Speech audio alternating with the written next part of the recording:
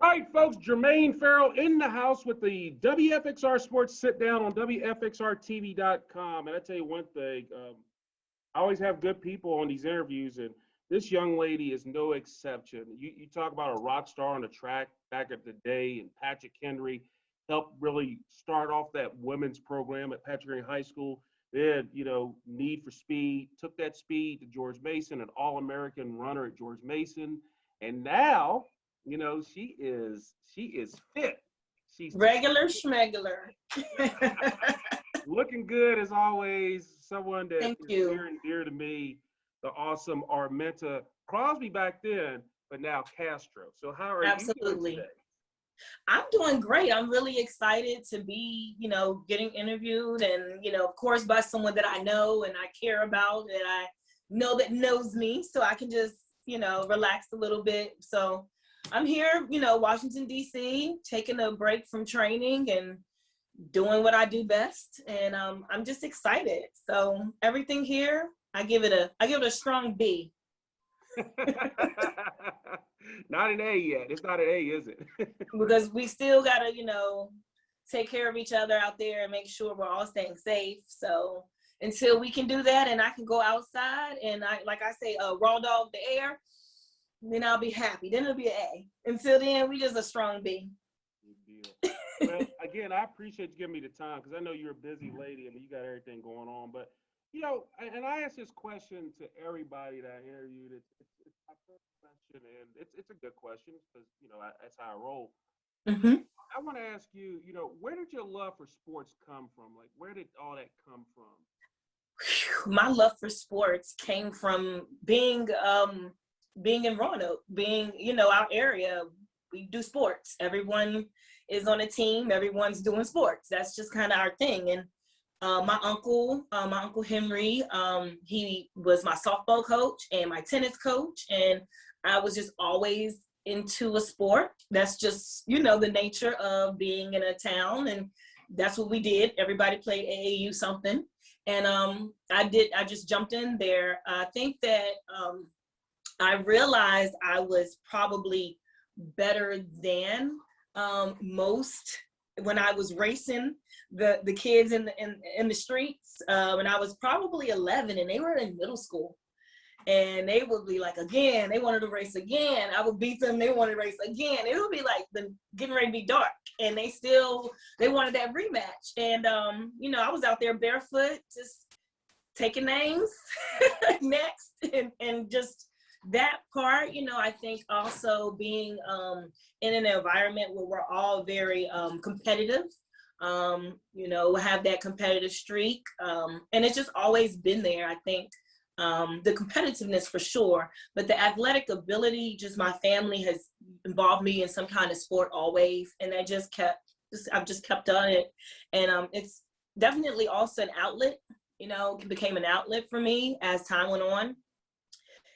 I just love it. And I still do love sports, all of them, even the ones I don't understand. I want to get into it and understand it. But I have my favorites, that. I think I credit Roanoke and my community and my environment with instilling my love for sports and making sure I stayed on the top of my game.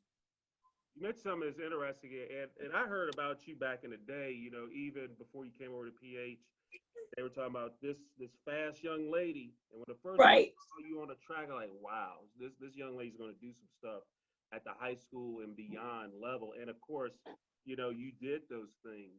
Yeah. Take me back to because if I remember right, you were your first meet. It was an indoor meet. You were, here's the thing. What's funny about that, it was my first meet too. I was a junior, but it was my first meet. But you were nervous as can be. And I think what happened was once you ran that first trial, it just shook it off. I mean, take me back to that moment because how do you remember you were scared? I was scared is for real because look, I'm a ninth grader. These are all big girls to me. We got some heavy hitters right on my left and my right of me, and everybody's telling me almost like maybe they made a mistake and you're not supposed to be in this particular heat. But I was there and I remember having oh, it's, some old tennis shoes. I couldn't even afford track shoes. I had some old Nikes that I laced real tight. And I just remember feeling like this is it. This, what you do right now is gonna be how it goes. And I had Coach Jones in my ear, hyping me. I didn't even know if I deserved the hype. He was hyping me when I didn't think. I was like, why are you doing this? You're embarrassing me. Because I felt like, what if I'm not the champ? What if I'm not that? And he was calling me the champ before I even really was the champ. But he saw that in me. And that first heat, I remember running out those gates. Remember to bring the garage doors up? Mm-hmm.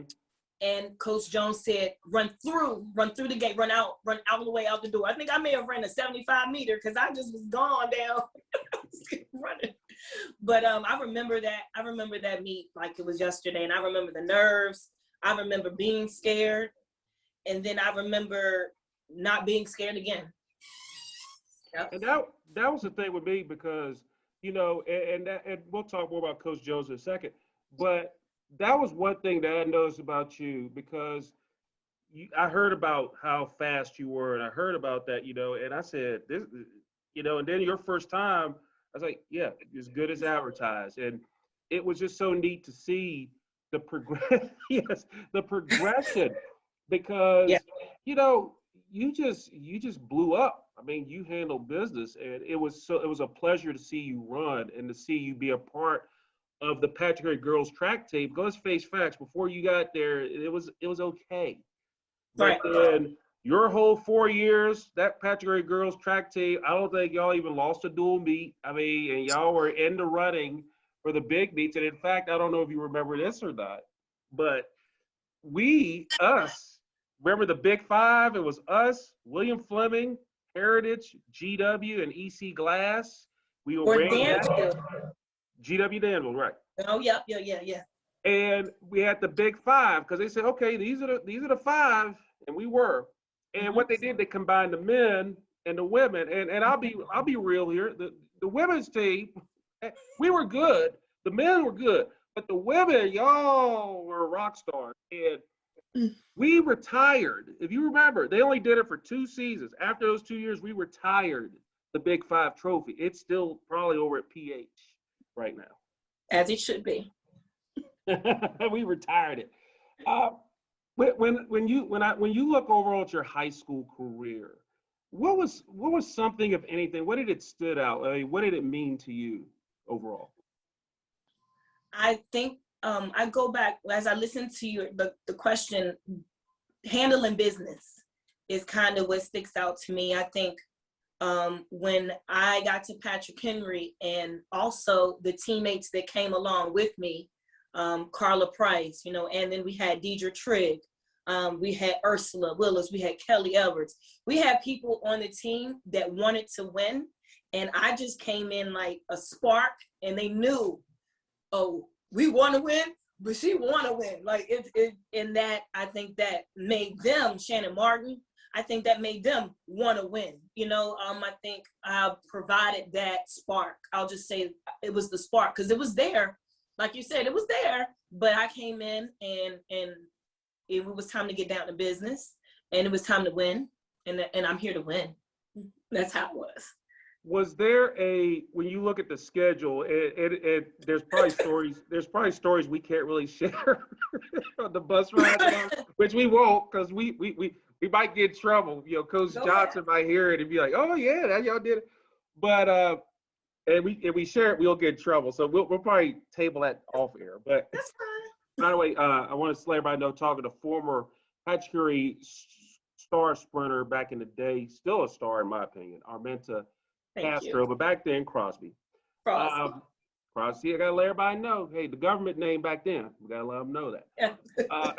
Was there, when you looked at the schedule, and our schedule how it was back then, was there a meet that you just circled and highlight, or was there a meet or that you really enjoy? You say, hey, I love this. Was my favorite meet to run in, indoor or outdoor. Was there a favorite that you had all the time? And then was there one you just despised? I liked going to VMI. I like that tunnel. I like the track was fast. I think I did some of my best running on that track as far as like the relays and things go. So I was always ready to go to VMI. I always had that circled. I think as far as outdoor, was it called the Cosmopolitan? Yeah, the Cosmos, yes. The Cosmos, that was, I circled that because I knew William Fleming, our biggest rival, would be there, and they were coming to play. They were coming to give me something to work on, and I loved it. And I loved the cheering. I loved that I had friends from William Fleming that saw me and would cheer for me, even though I'm just gonna cheer for you in your individual races, not in the relays. That was so awesome to me to know that even though I'm not on their team, they're still rooting for me. That fueled me more, and it gave me a little more like, yeah, I got your team cheering for me too. That's good. So yes. I would say for me, I mean, the Cosmopolitan, I mean, that was an event. It's not what it used to be. But back then, that was like the meet. It was like a 2 or 3 day meet, it felt like. Wasn't it 2 days? It was Thursday, Friday, and Saturday. But you do field events. You do trials. But Saturday was like the day. But to me, yeah, Cosmos was fun because, you did. I mean, it was packed. I mean, everybody was there. And everybody was cheering. It had the level of, say, a state meet. Like if you it kind of got us ready for that. So that was the level that I enjoyed with it more than anything else. And then one other thing that you did never has been done at PH. You competed in the national meets because you were one of the best sprinters, not only in the state but in the nation. Which obviously you got invitations to run in national meets. Talk about what was that like? Because that's another level. The level up is real. When I went to Van Nuys, California, I was in the 10th grade, maybe 10th grade, and I met Marion Jones because I met her in the trials. She was probably 2 years younger than me. No, she was probably my age, or maybe she was in the 9th. I remember seeing her. I knew then that I was in the big leagues because I'd read about her. I, kept up with her stats, and my fingers crossed that I wouldn't have to meet her at that very first trial day. I would, but I did. And meeting FloJo probably was the most monumental thing in my life. She was so kind and generous and warm, and she looked good. She had on, she had her face, she had the face done, nails done, lashes on, and I saw her and said, I'm doing it right. Just to be there, just to be on that stage, just to compete with those athletes. And I was amongst them that were the best in the nation, and I didn't take that lightly. I came to compete, and I still competed. I didn't finish top 10, but I think I was in top 20 or something, but I competed, and it changed me. It made me grow because I took it even more seriously. I realized the potential I had probably then because you do a track meet, you go to this one and that one.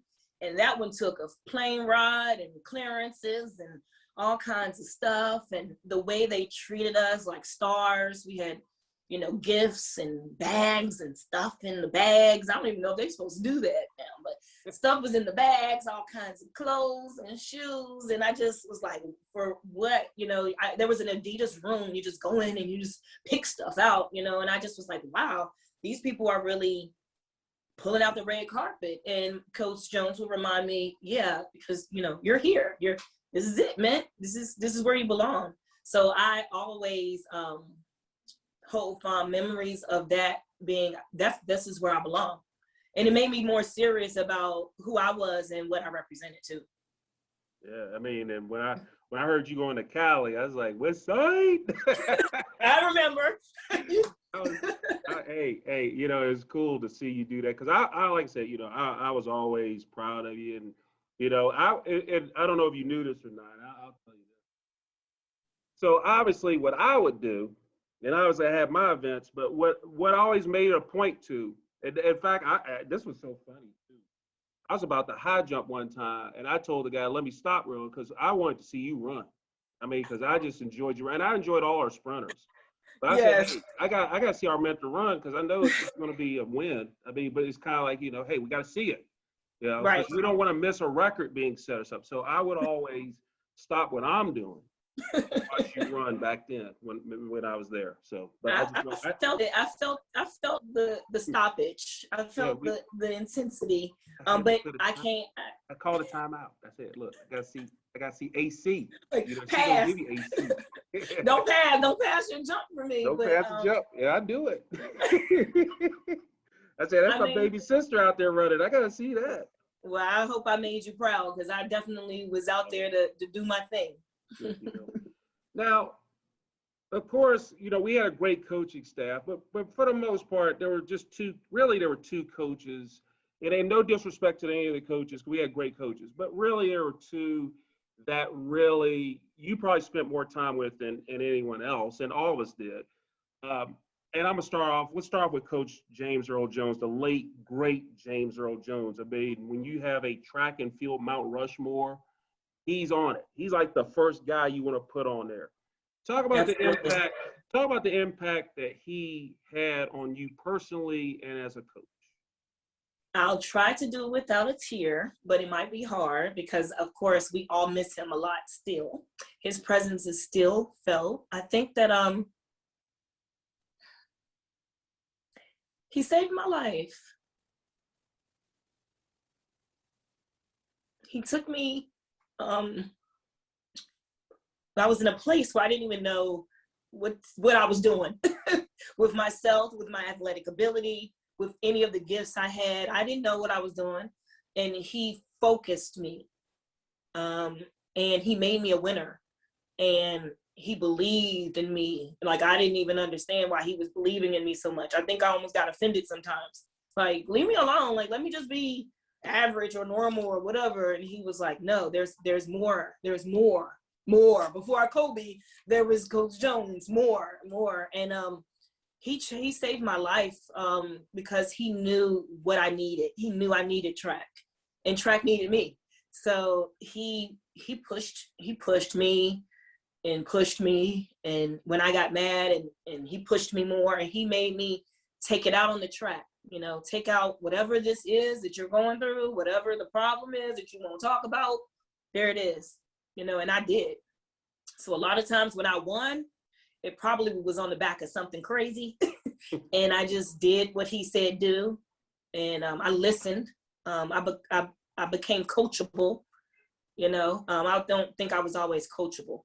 Coach Jones made me a coachable athlete. He made me a leader, and he made me believe. And I think that is what I still draw back to even today, because, stuff still, life is still life, but those lessons I learned still stays with me, and is the reason why I think I'm successful today. So he's still working, and I'm still making him proud, and I'm still making sure I do all the good things I'm supposed to do, and I still compete with pride, and I win with class, and I don't play with them, and the champ is here. So I still act like that. That motto still stays with the track team: compete with pride and win with class. And that was something that has always stayed with them. And it's funny, I went over a couple of years ago, and I did a story, and I did a feature on Coach Johnson, which is another guy I want to talk about. Yes.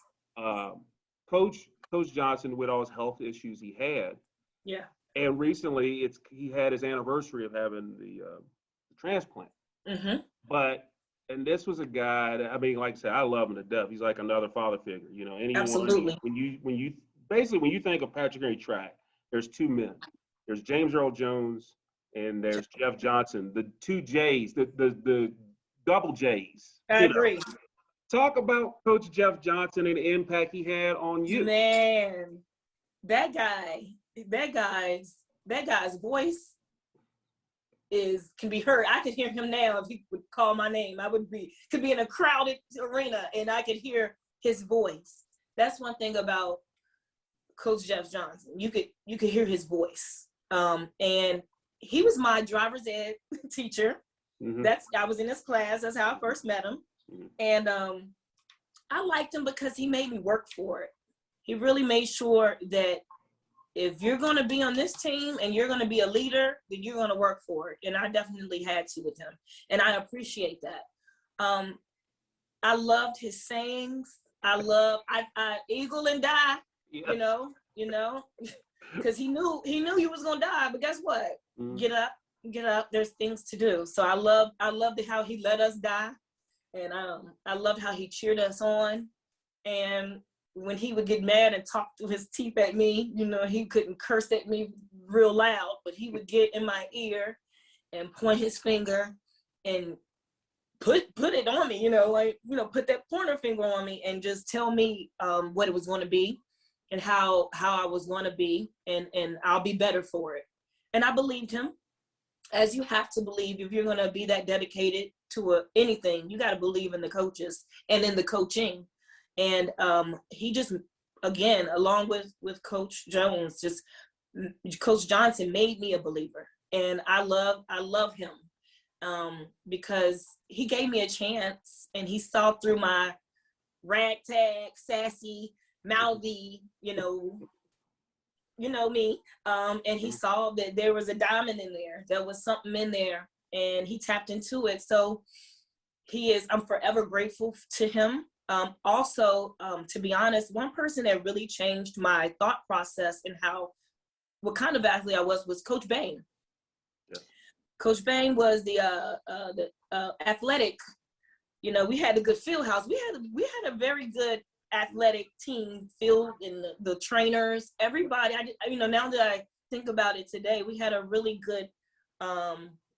He was a really good PT, and when I injured myself. When I got injured, he healed me and told me how to do it and how to come back right. And I listened. And remember the cold whirlpool? Like, we were doing cold whirlpools and stuff. We had a facility, baby. And I didn't know everybody didn't have that, and we were very fortunate at that level in 1990 something to be having this top tier.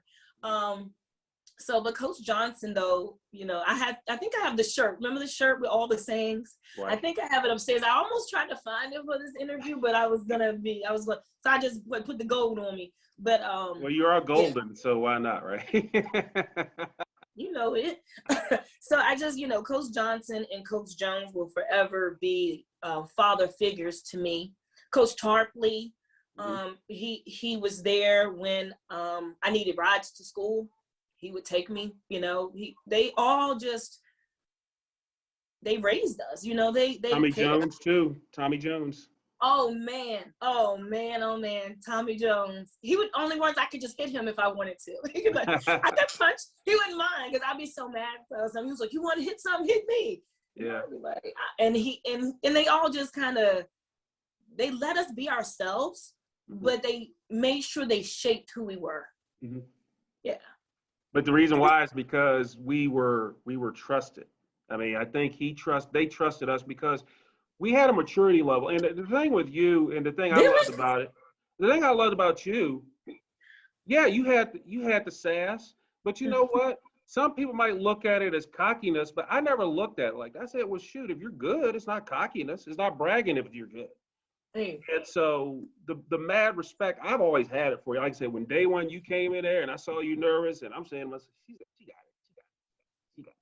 And guess what? You say, I got this, and you got it. So, but with all that success and all the things that was going on in high school, and I knew some of it, and we back then we never talked about what you were going through, but you were going through so much stuff. We knew, but again, it's at that age you don't want to get in people's business and talk about it. But just let everybody know, what were some of those things? And I know them, but for everybody who probably didn't know, you went through so much during high school. It's amazing you had the success you had on the track and you turned out where you are today. Yeah. Roanoke isn't easy. Let's start there. Roanoke isn't easy. And it can be negative at times.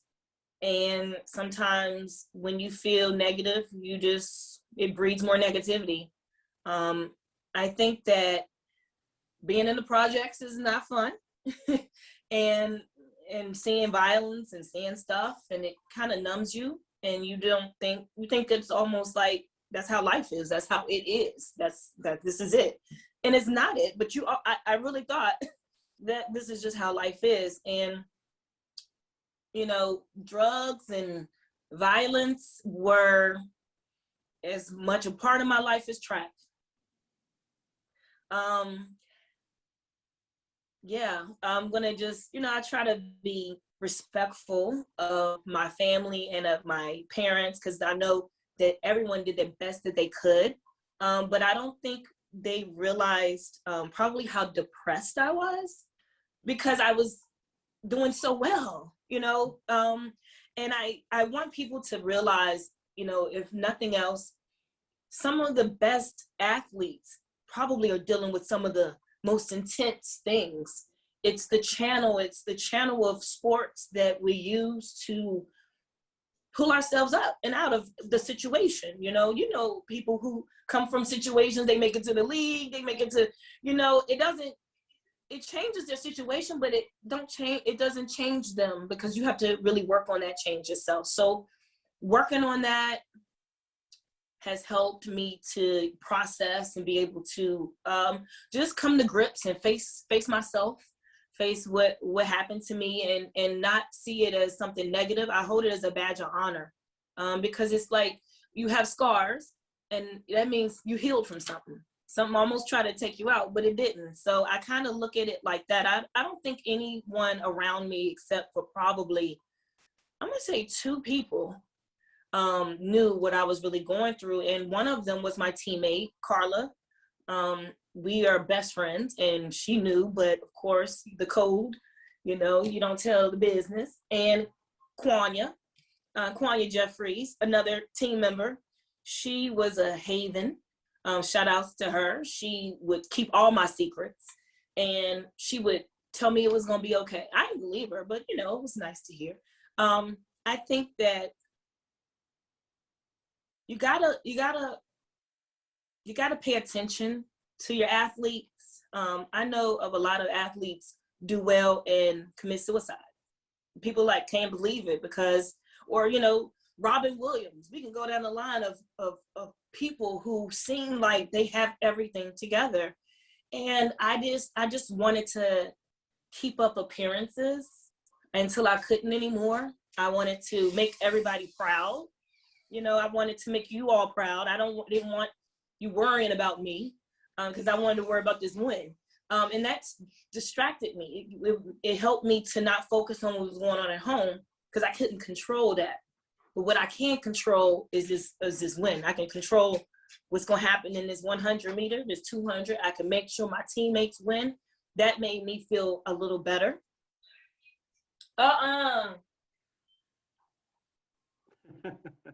Sorry, that was my husband. I have to tell him stuff. He's trying to watch the video, and I can hear the sound. Please cut that later.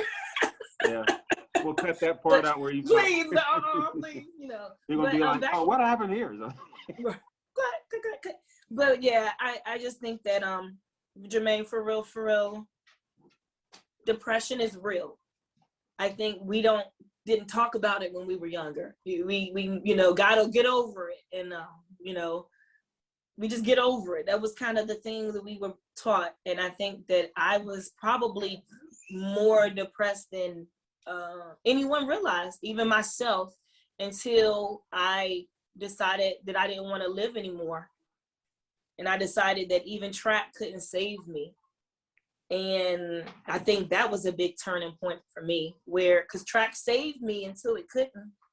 I just wanted to be on the team. I just wanted to win and be a captain and be, and then the depression got so deep that I couldn't get out. I couldn't get out of it. Like literally, I could not shake it. I could not shake the feeling, or the feeling and the voice that kept me feeling like I didn't want to live anymore. a voice, and it was like a whisper.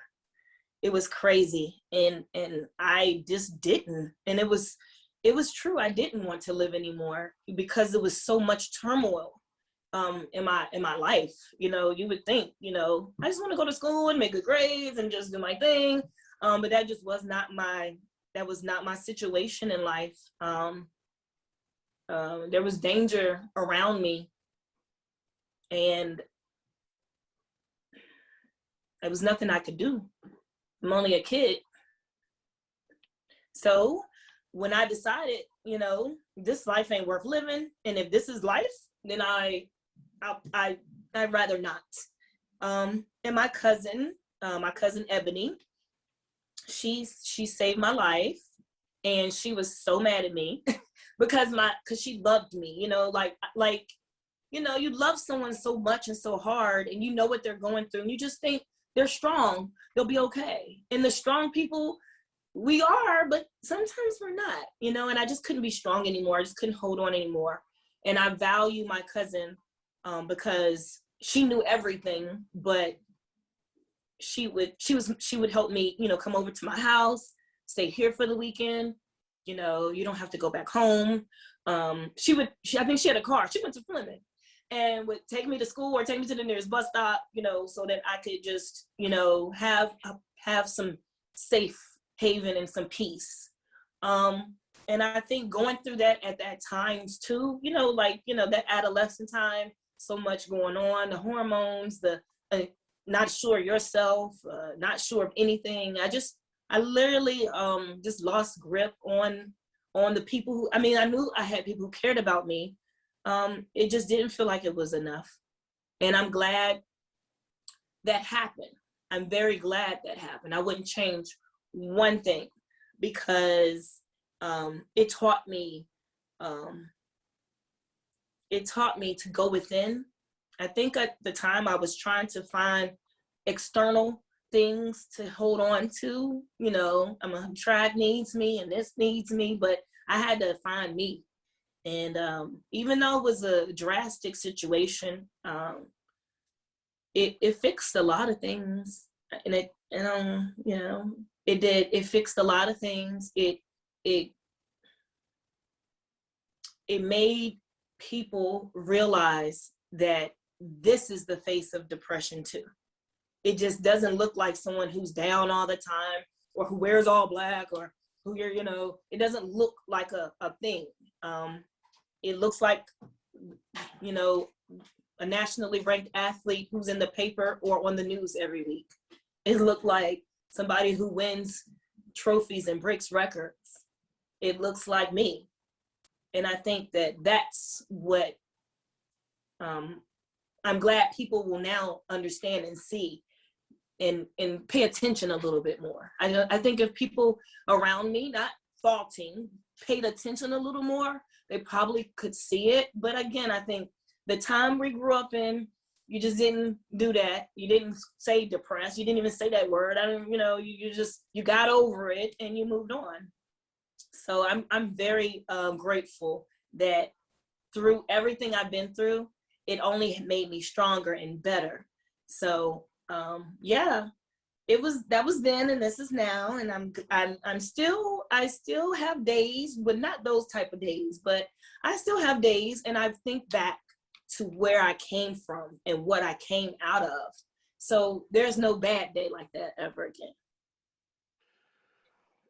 Just one thing overall, if there was, you know, when you look back at your home life and all that at Patrick Henry,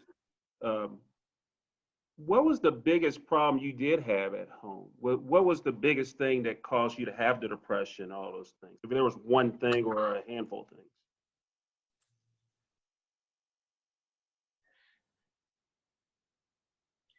Drugs. My dad was on drugs. You know, I'm talking The Wire. I'm talking New Jack City. Low battery. Uh-oh. Hello, did I lose you? Okay. No, you good. I got you. Okay. So the drugs made my father become someone I didn't know and I didn't trust and I wasn't safe with. And the drugs came with violence, and the violence matched the drugs. And if it wasn't the drugs, it was violence, and back and forth. You know, the biggest thing, and I think what more people are talking about now more than ever before, is the mental health aspect of sports. Yeah. Are you, I mean, because obviously if they would have had the attention they had with it today they had then, obviously things would be different. Talk about, you know, are you happy? Are you excited that they are bringing attention to it now to where, you know, it's needed? It is. I am happy that it's being talked about more. Not enough, but it is being talked about more because there's a stigma associated with being a good athlete. We're always happy. We're always number one. We're always on top of the world. Everybody loves us. Everybody wants to be us or be around us.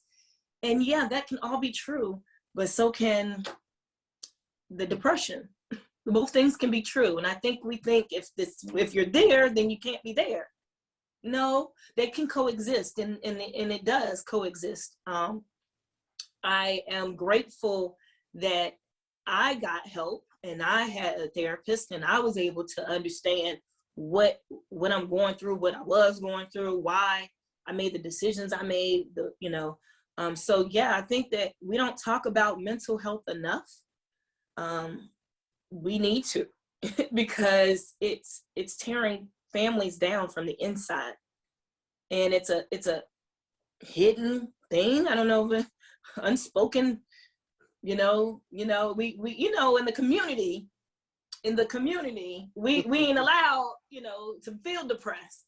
Because somebody had it worse than us. In the community, we're not allowed to complain because somebody walked 10 miles to school in the snow with, flip-flops. I think Coach Jones told us that story. He did that. No, I'm just kidding. No, I'm just, so I'm glad that it's a thing now. It's a word that's spoken that isn't it's whispered and it's like they're going through something. No, you can say depressed. It's not a bad word. It's real. And if we keep hiding it, then we hide those people like me who are afraid to admit that because of how we're seen. That's also, I tell you, we got heavy on that, which is fine. I mean, I think people need to hear that and share your story because there's probably a kid right now that's probably going through those things and knowing and probably needing to hear that you can rise above that. Now, I want to we're going to have some fun with this now, and that was important, but I just want to say it. Again, Arminta Castro, former PH track star, and physical trainer, which we're going to get in that in a second. I might need to say. Talk about now. You ended up going to George Mason. Mm-hmm. You're centering yourself. Yeah, I was going to tell you. Am I good? I know. I be leaning to the side. You're doing a gangster lean or something. Like you leaning at the right or something. I'm trying to sit up and be nice, but I was like. Mm-hmm. Yeah. So what had happened was, take me back to the recruiting process because I'm sure everybody and their mama wanted a top flight sprinter. You ended up going to George Mason, but talk about just the recruiting process. How many schools were looking at you and what was that like? Because I'm sure that was another layer of pressure that was added. Absolutely. I love George Mason University. It shaped me more and the level up was still there. But I think if I had to start in the North, Syracuse, Seton Hall, of course, Virginia State, all of Virginia Tech, all of Virginia, all of the colleges there, Tennessee State, Florida, Auburn. Those are the schools that heavily recruited me and wanted me there. I think I was scared to go too far. And I believe that George Mason was perfect in the vicinity, it was approximately where I wanted to be. And through so many field trips through, our African American studies, shout out to, Mr. Nichols and Miss Nemo, rest in peace. Yes, I felt comfortable in Washington, D.C. with all the trips. They made sure we got the culture. And coming to Washington, D.C., like every year, 9th, 10th, 11th, I felt comfortable. And then I believe that the state meets were at George Mason, which made me even more comfortable. And Chris Preston was up there. Come on now. And my man, Chris Preston, was up here. And he definitely, I think he recruited me for George Mason, to be honest. Because it's so easy going from being a Patriot to a Patriot. Mm-hmm. So, I mean, it's easy. Chris Preston's up there. I mean, what more? Who could ask for anything more, though? Right. Chris Preston, I think he was instrumental in me joining the track team at George Mason. My first year there, I redshirted. I had to redshirt the first year due to, when I had the mental breakdown that I had my senior year, my junior year, which transitioned into my senior year, I was a ward of the state. So I was in the Virginia Baptist Children's Home. I was in a group home for children, for the bad kids, because I needed to be there. I'll just leave it like that.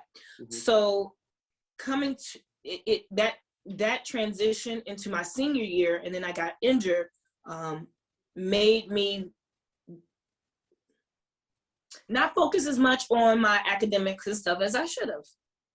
And because of that, in my lower SAT scores, I had to redshirt a semester at George Mason. I was fine with that. I actually, even though I had to redshirt, I went up early and did the early retention school program. So it wasn't it was weird. So I was just like, okay, I think they wanted just to see if I can hang, if I can make it there academically. And I had to tap in because, yes, I'm an athlete, but I'm more than an athlete. I am a city school. I went to city school. I have a great mind. I just was going through some things, and it was so much. But once I got to George Mason and they saw that I could handle the academics, I was like, okay, sigh of relief. I'm on my way.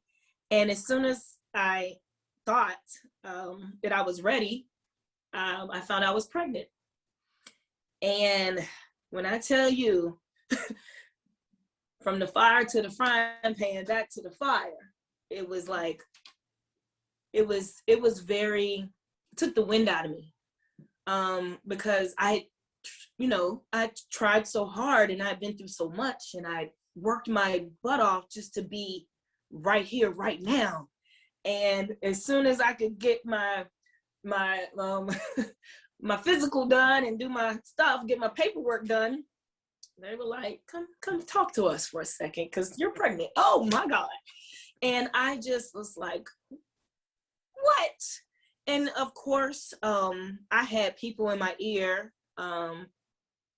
giving me suggestions about what I should and could do. Mm-hmm. And I know that. And I know my rights, but also is my right to make the best decision that I can make for me as a person, because I'm more than an athlete. And I made a decision that track wasn't more important than my kid, or the kid I think in my belly. Like, I'm like 19, so I don't even know, but I felt something pull me. And everyone said, you're crazy. You're crazy. You just made it. You just got in the door, and you're going to walk right back out. And I did. I walked right out, and don't regret a thing. Still don't, never will. I don't live with regrets. So I had my daughter, like I was like on the track team. Like it was October, November when I found out I was pregnant. And I was like, oh my God. And I lost my scholarship, because if you can't compete, you can't have the scholarship. It's not how it goes. Scholarships are contingent. If you don't compete, you don't get the scholarship. So I lost my scholarship. I just got it. It was like, I don't even think the ink was dry. It was already in the trash. So instead of that taking me to a depressive state, it fueled me. That, I need the charger. Those are from? It's the iPad. Sorry. That fueled me. My I didn't even want to say my baby, because I didn't really know. I mean, I wasn't there. I just knew that I wanted this to happen. I wanted to have my child. I wanted to do the right thing. That was, to me, the right thing. My right thing was having my child, and I committed that track part of my life was over. That chapter was closed.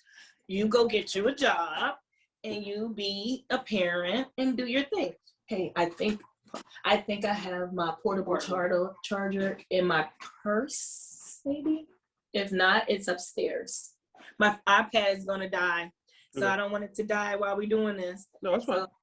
So I'm sending that child that I'm talking about upstairs to get my charger. The one that there's the one I ain't know about. You're mini me, actually.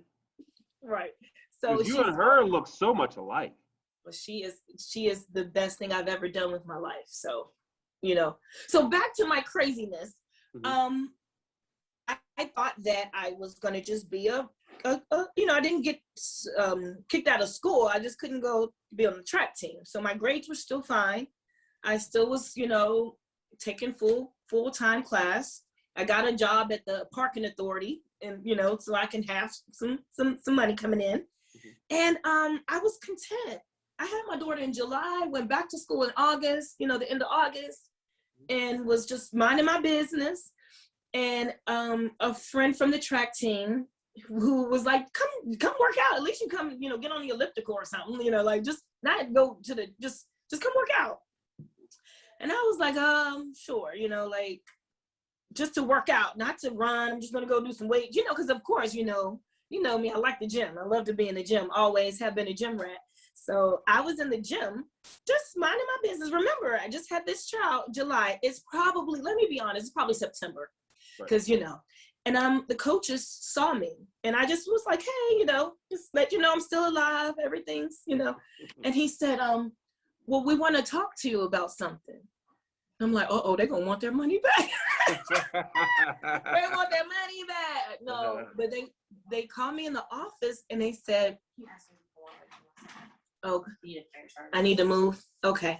1 second, Jermaine, I have to move. All right. Changing location. I said just move so you can find can you see where the charger would be. You don't gotta move the camera. Oh, it might as well go in there if I can't. I wouldn't be able to go. I can't plug it in. The charger. I would have to literally go in. It might be in the little look in my basket under my table. I was charging it. Yeah. Just another day. That's all right. We'll edit all this. Please edit me, Jermaine. We'll edit the stuff where Thank you so much, because I need editing, honey. I'm doing good because I haven't said any bad words. So I feel like I'm telling myself. Well, we still got time to go, so. Don't get me feisty. Well, look, I have some time, so let's continue. So the track coaches wanted to talk, and I was nervous because I thought it was going to be financial, but it was financial. They wanted me to come back to the track team, and it was unbelievable. I was like, I think I said, why? Why do y'all want me back? I don't get it. Because let's be clear, the mobile meets, like George Mason, is top tier. They're top tier. So you have recruits from all over the world here. Jamaica, Trinidad, Cayman Islands. I mean, everywhere I look, there's superstars all around me. It was like, I'm not in, I love Roanoke, but this was small, big pond, small fish. And they said, no, you're still who we want. And I couldn't believe these people. I'm like, y'all are crazy. But you have to admit, that says a lot. But you have to admit, though, that says a lot about them, because I think if it was anyone else, they might would have said, okay, she's going to have a kid, let her go off and do her thing. But they still believe in you. So you got to admit, that's really big of them to do that. Absolutely. And bless you. Bless you. Wait, can we see many? By the way, can we see? She will not let you. She won't let you, because she will in a second. She wants to get. I've just seen pictures. She doesn't think she's at her best. It's not charging. So, but if she wants to later on pop in there, she will pop in later on. She lets her hair down. She might at the end just give a little wave. I know, like you said, hey, I said 12:30. You're like, no, I need a little more time. That's okay. Right. Well, she got me ready. So that's what she used all her effort on me. So that's why she's like, hey, but she's so beautiful. She don't, I need work. She can just take off a scarf, and well, she's one of those pretty, which is fine. I made her. It's fine. There you go. It came from you, so there you go. Well, like, I really like I was very humbled by the track coaches, wanting to give me a chance, another chance. Not only the chance from the red shirt, then I came back and they still wanted me there, and that was an amazing feeling, and it made me feel like I owe this my all. I owe this team my all, and I gave George Mason everything, and I'm so glad I did. I did some of my best running there. I qualified for the Olympics there. I received the Patriot Award that they don't even give out. They gave it out. It hadn't been 25 years since they gave out the Patriot Award, and I received that for my resilience. And and it just comes full circle. Like the things we were taught at Patrick Henry. We don't quit. We finish where we start. That continued somehow, some way. And the coaches at George Mason were phenomenal. Unfortunately, the Title IX, they got caught up in this. Too many male coaches, need more female coaches, and it was a lot of controversy my last year, and that sucked. But I think that Coach Gordon, he was one of the best. He is. I mean, he's still alive, so he gave me that chance. Coach Showers, those two men allowed me to travel with my daughter. They put her on the plane. They put her in the van. And I couldn't believe it. I was floored. But of course I know it was because I'm good. They wouldn't do this to just anyone. But it made me realize that there are people out there who are still believing in me, and I owe them my best. And I gave him my best, and I came back and got a full ride. And even more people were trying to recruit me from George Mason. There were people coming because they found out that I had to, because when the paperwork in between. I got back on the team in December, so I had Sine in July.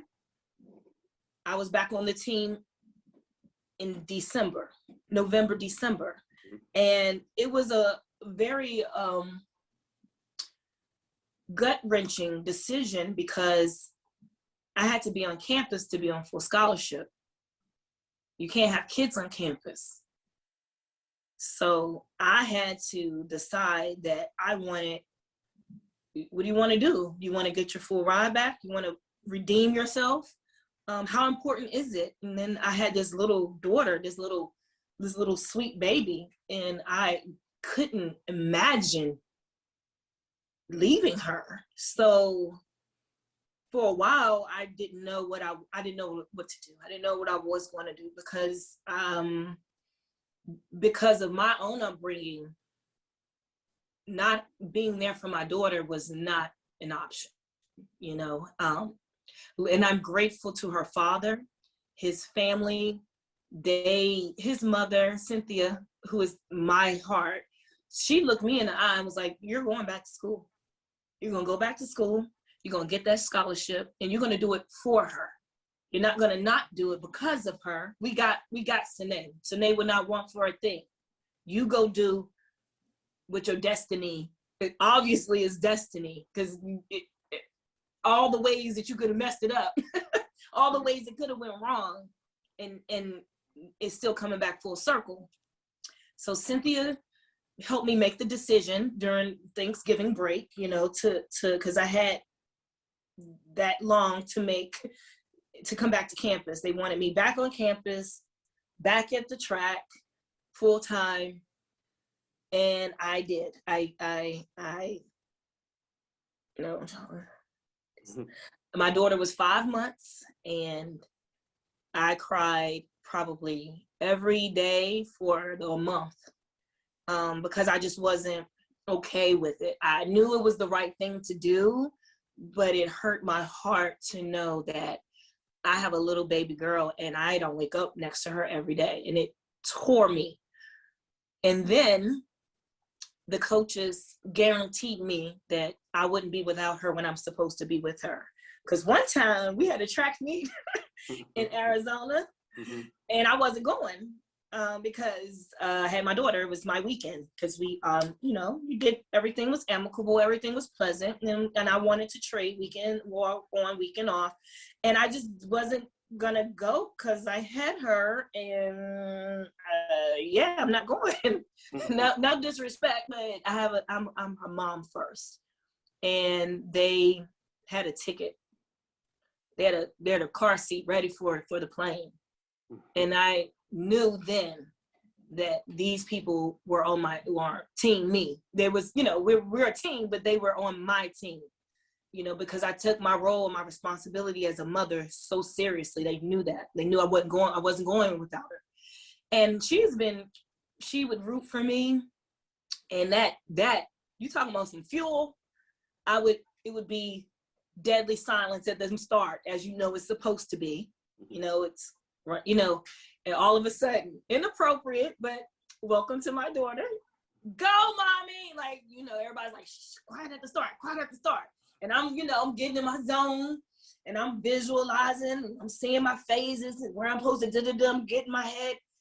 And the last thing I hear, down into the thing, and I'm sure, she was doing great for, being quiet as much as she could, but she's a baby and she sees me out there. And,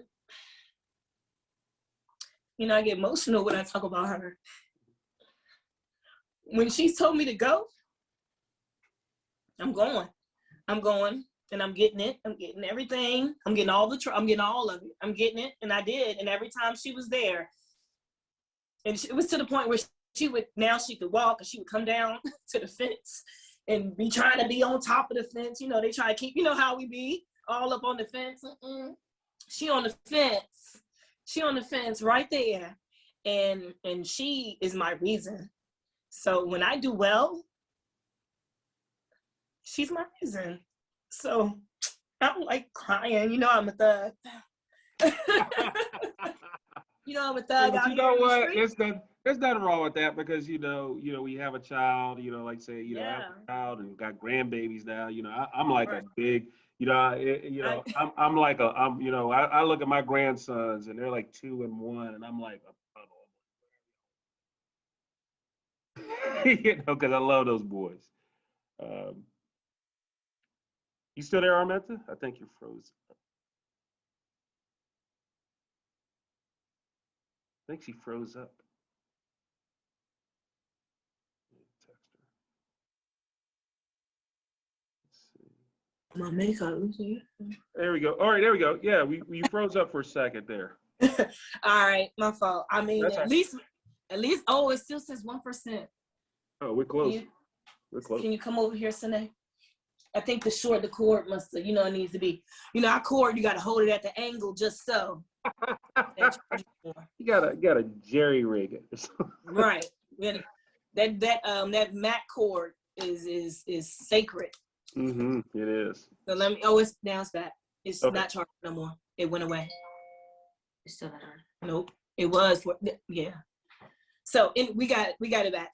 Okay, good. All right. So what I was saying earlier, children are very, very important, and like I said, I got 2 grandsons, little, one, Eli and Ezzy, and they, every time we see them, I melt, and I love those boys, and love my little one for producing those 2 grandbabies, and all that. So, and we're gonna see your little one. I don't know. She got time to get ready, but anyway. She will. She will. She don't gotta do but 2 things. We need to see the little one to see this because I've seen pictures. Now she is 24, so 24. Let's not. Good Lord. She is a grown woman out here. Good Lord. But she's still. She's about your height, if not a little taller, right? She meets me. We here to here. Yeah, We here. that's what I'm saying. Y'all could be sisters. When I saw the picture, I said, y'all could be sisters. Y'all look so. Yeah, some So, days. after you graduated from George Mason and you had a great career, Yeah. now what you're doing today, you're a physical trainer. I mean, a personal trainer. Yeah, not a physical. yeah. All Dude, that, and all that. I want to give a shout out to your business, which I love. It's like it's EMCF, which is pretty cool. Mint Condition Fitness, which I love. You knew The it. title. I mean, talk about how that got started, because obviously, Well, you are. me. First of all, you are still you look like you still get after it on the track. I have been thinking about if I want to run track a little bit, just like some Masters races, just for come fun. back. Let everybody know. Look, I still got it. Just to make sure I don't, somebody's chasing me, I can still get away. For survival purposes. Oh yeah, that's true. We want to make that clear. We want absolutely, because I don't just be running. Mm-hmm. But yes, Get Mint Fit is my brand. It's my baby. It's my everything. And to put my nerd glasses on for a second, I am the solution. MCF is I like the periodic table elements. I like to understand that being in mint condition is being in pristine condition, and that's what I drive for when I'm training clients. I treat them like athletes. 70, 77, 17. I have a push about me that's always been in me, and I get that to them too, and it's just really amazing how I took something that was an idea, a sketch, some doodling, some brainstorming, how I could do this. And all I ever wanted to do was help people live their best lives and be their healthiest. And, that's kind of my thing. I'm passionate about people because we need each other. I think with the COVID and everything, the disconnect and not being able to touch and reach and really just be in touch with one another, I thought for my business, I didn't know what was going to happen, but I've been able to thrive this year and just do even better. And Get Mint Fit was my baby from 10 years ago. I left the classroom where I was an English teacher and I took a summer job at the gym just to get a break from the kids. Mm-hmm. And I just didn't go back. I just wait a minute, so I didn't know this, you were a teacher? Oh yes, I taught for 7 years. That part. I missed that. 7 years, right out of school. I taught at Potomac High School. Shout out to Potomac High School, home of the Braves in Maryland. Okay. I loved it there. I loved my crew, my teaching crew, and I loved the kids. The kids loved me back. Couldn't believe it. No, I could. The kids loved me back. They knew Miss C ain't playing with y'all, because the world ain't playing with y'all. And I would tell them things and they would listen. And I'm so grateful for that opportunity, because it taught me how to teach. It taught me how to get through to anybody on any level. I moved on from the Potomac School to being at, Potomac High School, to going to Maya Angelou Public Charter School in DC, which I had a chance to meet Maya Angelou and be the Bill and Melinda Gates, to be a part of structuring a school that was significant in how we approached education. Education is important to me, and it's always been something that I hold dear. Even the teachers we had, the respect was always there. They were there and we were there, and they got it out of us. And I kind of did that with my students. But when it was time to make a move, and I made a move to fitness, it wasn't a big transition. I was already in the gym, a gym rat, still being my gym rat self. Right. And I just loved that I could wear sweatpants and hoodies and tennis shoes and just do my thing and then go home and relax. And I love designing workouts. I love planning. I love, all of that. And I started making a difference. Like, people actually were losing weight. I had a client lose 100 pounds. I had a client lose 70, and they just, they were healthy, and they were I changed their lives, and they would come to me and say, I never knew I could be so happy with myself. And I'm so grateful. And I was always like, well, I'm just here to do my job. But, the passion that I put into any and everything I do, it's the same passion I put in to the track all those years ago when you guys were rooting for me. I still compete with the same type of mentality, and I compete against myself. And that's where the real deal is. So business has been great. I've been able to work for myself. I didn't think, I would be able to do that. I didn't know if I had the discipline. I need somebody to tell me what to do. But I think that the growth in my business has been so awing, even to me, because the word is catching on. I don't have a lot of advertising, and I don't do a lot of, you're not gonna see me on, right now on any billboards. But my work speaks for itself, and my work is speaking. And I've been able to train lobbyists and politicians, and I have to go into buildings where I have to put all my stuff away and get searched, and those people are there and they're counting on me and they believe in me, and I have to tell them, well, when we're done, you go back to telling people what to do, but right now for this hour, it's my show. So they listen, and then they go back to being lawyers and all those people that they need in their life, but I'm integral to their to their life, because I bring them that competition. I bring them, we're competing against you, because being in mint condition means being in the best condition relative to its original state. And that's where I aim to do when I go train. I think it's neat because you kind of incorporate your name in it. Arminta, mint, get mint fit. You know what it is. You see it. It's all about play. Real quick, so if anybody wants any trading, I'm gonna give you a plug time. I mean, it's getmintfit.com, right? They can reach out. Yes, you can visit my website, getmintfit.com. Email me. I always answer. That's getmintfitdc@gmail.com. You can call me. I probably won't answer, but I listen to the messages. Yeah. And everybody knows to follow me on Twitter, Instagram, and all the Facebook, all the socials and all that stuff. I'm not hard to find.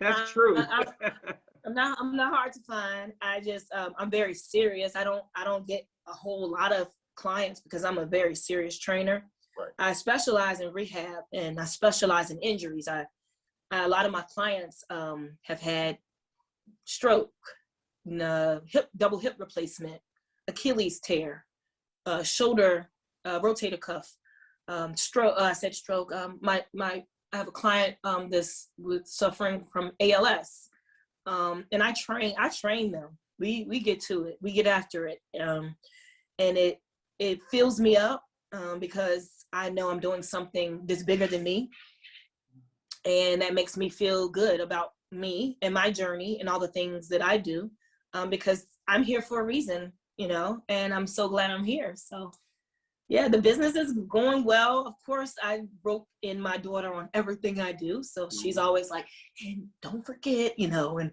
my husband is such a great partner. He makes sure I have my waivers. Can't nobody sue me. He takes care of me. I'm able to thrive because of the family support that I have. If it wasn't for my daughter, I wouldn't be able to do what I do. I wouldn't have the passion that I have. And if I wasn't for my husband, I probably have done something wrong by now. And he prevents me and makes sure that, I'm working ethically at the level that I should too. So I'm just the sum of the people who love me. That's awesome. So here's what we're going to do. Now this has been fun. But hold on, Jermaine, 1 second. Okay, Sine has said she's ready to enter the chat when she's okay, ready. Well, let's see her real quick. Come on into the chat. Come on in, Sine. Sine. Okay, Sine. What's up, Sine? Let's see you and see there she is. Look, I tell you, mini me. There she is. What is That's up, young bad. lady? Hi, how are you? I'm doing good. I tell you what, your mom is awesome. She is. Yeah, you know that. Do you remember cheering her on back those days when you said that?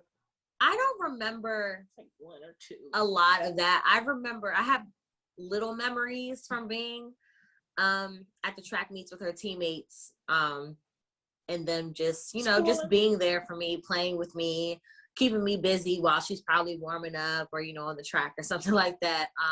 But I don't remember a lot of the races. No, I know it's weird because it's like, though I don't remember it, I know the presence of, of what she was and what she did. So it's still like I remember it. Now, when you hear about her success back in high school and in college, how does that impact you? Like, what do you like when you hear that everybody sees how great she was? I saw it firsthand.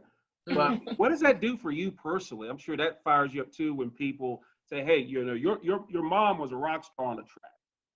Definitely. It makes me take all of her advice and all of the lessons, I hold it to a high standard. There's no one that can tell me anything really except for her. She's the only person where I feel like if she tells me something, I take heed to everything that she says and I take it super serious. Just because of everything that she went through. When you know you're in the presence of someone that does exactly what they said they're going to do, it's different when you actually, a lot of people can talk about what they're going to do, but when you see someone that actually did it, you can't help but to take everything that they say to a high standard. So, it helped me, always want to stay active. I ran track as well.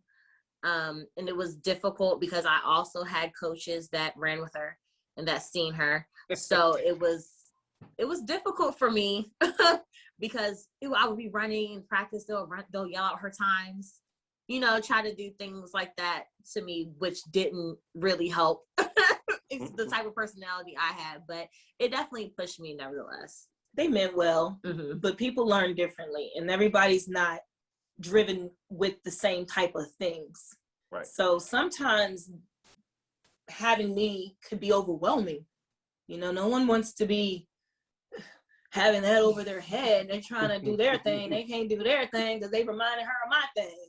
Right. And I really wish they wouldn't have done that. But right. I think they thought that they were motivating her and, you can do it because she can do it. But Sinead's her own person in her own right. And her father also was a champion in track and field from TC Williams. Oh, yeah. He was a part of that crew that won state championships. He went on to have a full scholarship at George Mason as well. He comes from a Trinidad, an island full of athletics is the thing. Mm-hmm. So she got it on both sides. I think that she just decided her mind is more important than anything. And when I tell you, she's one of the smartest people I know, and I know a lot of people, and she's still the smartest. And I'm waiting for someone to be smarter, but the girl is smart. I mean, I asked her for help. I need her for real things because she's just bright. I'm very relieved. That's awesome.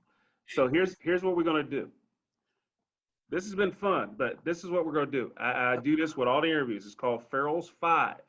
These are 5 questions. They're rapid fire, but not rapid. I mean, you don't have to rush it, but just take your time. Do what you got to do. So you can tag team this. This is the first time we've done a tag team because normally it's just one person. But because the mother daughter, I'm not going to split a pair up. That's not. I need her. I told you she's smart. You said smartest person in the room, so there you go. Yes, she is. So my first question for you: what is your favorite color and why? Blue. Royal blue. That's easy. You want the why? Yeah. Oh, well, number one is just I love jewel tones in general, and not that all colors don't look amazing on me, but royal blue is the color of my beloved sorority, Zeta Phi Beta Sorority Incorporated.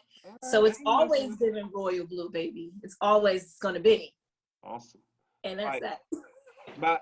My second question Obviously, during the pandemic, people had to binge watch a lot of stuff. What's the last thing you've binge watched? Like all watched all the way through? Like Yeah, just like something like, say, if you took a day and you watched just the the whole other, what's that?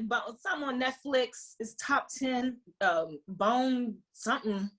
I don't remember the daggone name, but it was a good series. It was magic. It was about magic. I love me a little magic. So I think that was my last thing, but I can't remember the name right now. I see the picture, but it was about magic, and it was something with bones, skull and bones, something in bones. Hey, I can't remember it, but I'm one of those people that'll watch something and in 2 weeks be like, what was that about? Like, you just purge it so much and you just watching. I don't know if I absorbed it. I might need to go back and watch it again. But something on Netflix, and I did purge it. I think I took 2 days and I didn't do anything else but watch it. I didn't care about anything that was going on. But binge watch, that's probably us. We're planning on binge watching Game of Thrones again. Wow. Yes, all over again. Yeah, that's what we probably gonna do like next month. We gotta make a plan for it. Good deal. What about you? You binge watch? The last thing I binge watched was Bloodline, old show. Yeah, I heard about that. Yeah, but I just started all over again, and I'm not gonna spoil it for y'all because it's that good. Murder mystery. That's my type of wave. Good deal. All right. So my third question is: everyone has guilty pleasure show or shows. I'm gonna tell you what mine are real quick, and I'll lead y'all in however y'all want to say it. Mine is like those 90-day fiance. My wife and I, we watch those 90-day fiance shows. We laugh at it because it's crazy, and also like Real Housewives of Atlanta or Orange. I refuse to watch Potomac. I know that's y'all's neck of the woods, but I can't vibe with them. But anyway, that's another argument for another day. We're gonna talk about why, but okay. Well, I'll let you know in a bit. But anyway, what are y'all guilty pleasure shows? Like, people you watch it, but you don't want to tell everybody you watch it. Wow, you know me. First of all, I don't mind saying anything, but first 48. Her arms were cut off. Her legs were cut off. I'm like, oh, this is some good stuff. Like, that's what I would watch first 48 all day. I'm still a big Law and Order. I feel bad, but I think Stapler's back. So, I have to go and see. And of course, I feel like I'm on Real Housewives of Atlanta. I need to be on air. No, don't be. No. Here's the thing. When you got, but here's the reason why. When Kim feels, she doesn't need to be on that show. There's certain people that would, like, for instance, and here's the thing.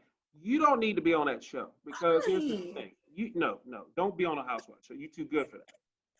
You're too good. I'm not beneath a check. I know it's a check, but is the check worth that? I mean, what's the old saying? All money ain't good money. You're right, but I ain't gonna let nobody do me any kind of way. So, I know, but I know how you are. I mean, you would be the star, but I'm just saying, you don't want to be on that show. It's kind of like Basketball Wives or one of those shows. No, don't be on that show. Well, you don't want to be that woman. I get it. But I told Sinead we need our own show. Y'all good YouTube, YouTube show. Because we go through some shenanigans. Okay, it be shenanigans. There's a TLC show. There's a TLC show out called Extreme Moms. Smothered. Yes. Smothered. Yes. We got interviewed for Smothered before COVID. We made it to like the second or third round. Y'all were gonna be on Smothered? Wow. Yeah, but they wanted us to be weird. Yeah, they wanted us to like take a bath together. Yeah, they didn't want just us being close. They wanted us to be like awkward. Oddly, and we sleeping can be together oddly close because we are a little bit oddly close on our own. But I'm like, certain things we're just not gonna do. Yeah, what do y'all want from us? I mean, I love her to death, but I'm not taking no bath with her. I'll leave the shower running. Right. But I don't think you did that when she was a baby. You didn't take a bath. No, I did not. Right. No, thank you. All right, my fourth question is. Okay. And this is a track question. Okay.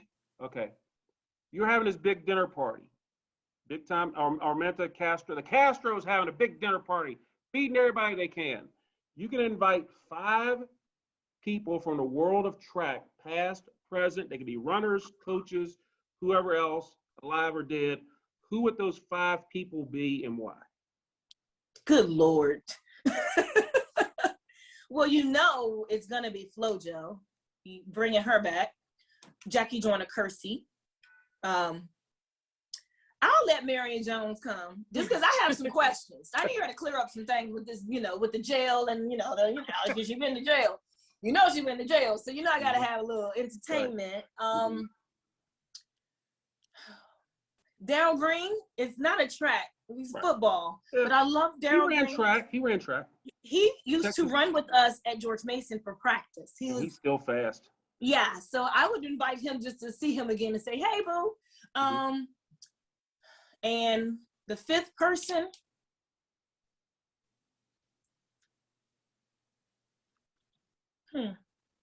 I'll give you a suggestion. I would say I have two in my head. Right, what you got? Allison, Felix, and Carmelita Jeter. Oh, well, I love Allison, Felix. Of course, she can bring the baby, and we'll trade mom stories because I love that about her. Carmelita, of course, because she's a all-star. Even the young lady out of LSU. Yeah. Ooh, this with the blue hair. She keeps her good wig on, so I'm already liking her. And I love how she runs. She runs like she hungry. She tears that track up. And when I watch her run, I get chill bumps. What's her name? I just see her. I know what you're talking about. I saw her this past weekend run on the she's a bee. Yeah, I just love the energy. I love me a good wig, and she always got the face done. She always giving y'all nail game, and I just think that is so cool to keep the next generation is still hungry, and they're and they look good, because we looked good when we ran, all of we was gonna be cute. So I'm of that nature. So that would probably be my five, and it's all women, but except for Darryl. I figured you would have thrown in a guy we've heard about named James Earl Jones, but hey, that's okay. Well, come on now. He would come. He would be there. I wouldn't want him to leave, so I would invite people that can leave. That's true. If he came, I would want him to leave. All right. So my fifth and final question. Okay. Is this? I know you're a diehard Baltimore Ravens fan. You love some Ravens. I do. You represent. Quote the Raven nevermore. Who is your all-time favorite Baltimore Raven? And I kind of know the answer, but I know.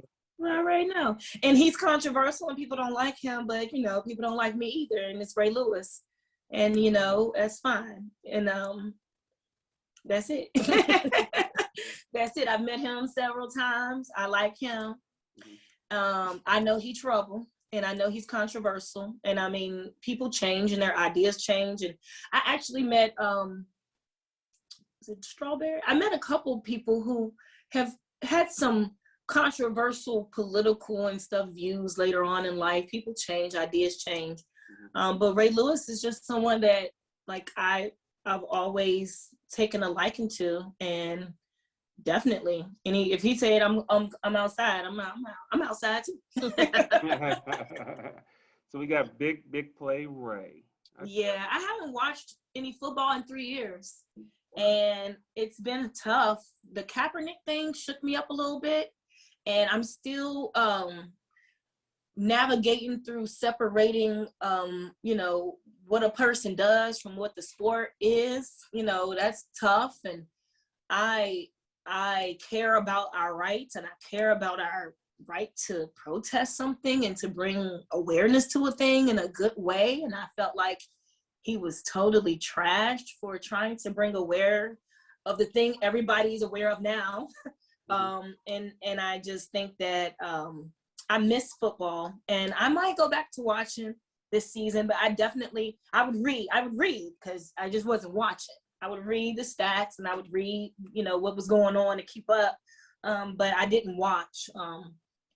It was hard for me because everybody knows I'm a Ravens fan. Everybody knows. I go in my room and look at my jerseys sometimes like, I miss y'all.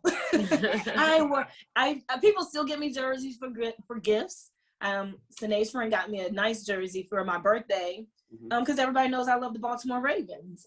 I was a part of picking the name, and they let me come onto the field. I did some commentary for them before, and I just loved it. I mean, I love sports, being in from Roanoke, you know, even having Shannon Taylor and all the guys, the football guys, you know, we rooted for them. We knew their stats. I would tell Shannon when he did, you know, we would talk about it, you know, and then Shannon was a Baltimore Raven.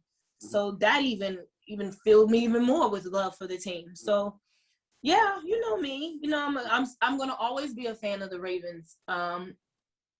And whether I watch or not, I'm going to always support them. I love Baltimore still. I was in Baltimore for Mother's Day, and we drove by the stadium, you know. Well, I tell you what, I got to tell you, Arminta and your little one there, I butchered her name all the time. Sine. My apologies. Sine. I just want to tell you, first of all, I do appreciate you giving me time.